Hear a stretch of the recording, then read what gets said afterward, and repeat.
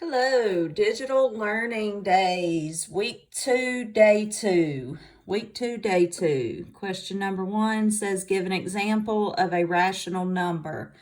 Just to recap rational numbers real quick, you have your whole numbers, positive, negative, and 0, positive and negative fractions, and your positive or negative terminating or repeating decimals.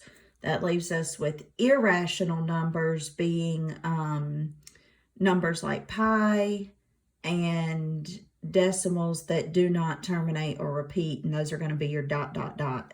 decimals. So any example of a rational number could be any positive or negative whole number or 0. So you could have -2, +2, 0, any whole number. Any fraction, positive or negative. So -1/2, +3/4, anything like that would be a rational number. And then any terminating or repeating decimals. So if I had 0.25 or a number like 0.5 repeating, that would be a repeating decimal. All right, so anything like that would be a rational number.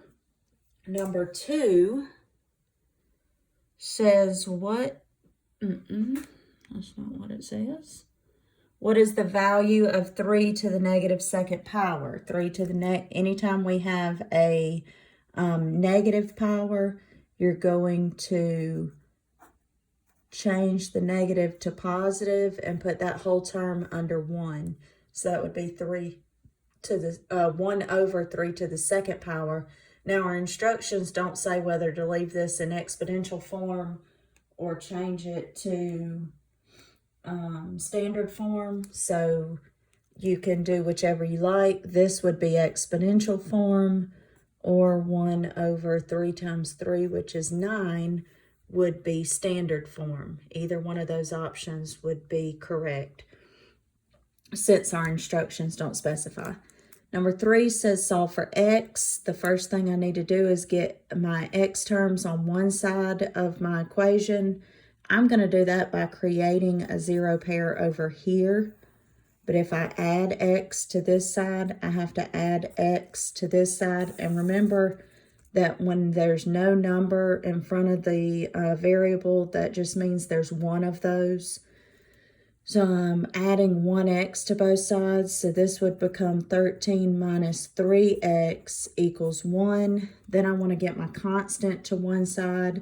So I'm going to create a 0 pair here by subtracting 13.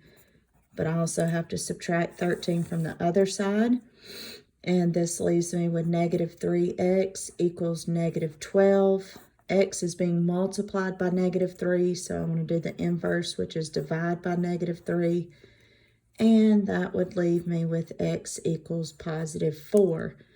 Now, of course, I want to go plug in this information back into my original equation, where x equals 4, to check my answer. So this will be 13 minus 16 equals 1 minus 4, which is -3. 13 minus 16 is -3, and -3 does equal -3. So I know my answer is correct. Number 4 says find the volume when given a cone with a height of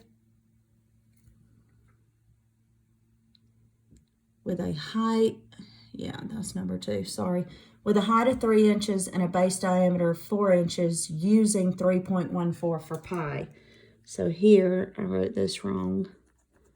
My height is 3 inches and my diameter is 4 inches.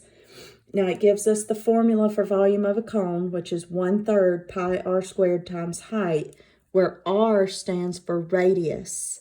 In our word problem, we were given diameter and not radius. So we have to know that radius is 1/2 of the diameter. So 1/2 of 4 is 2.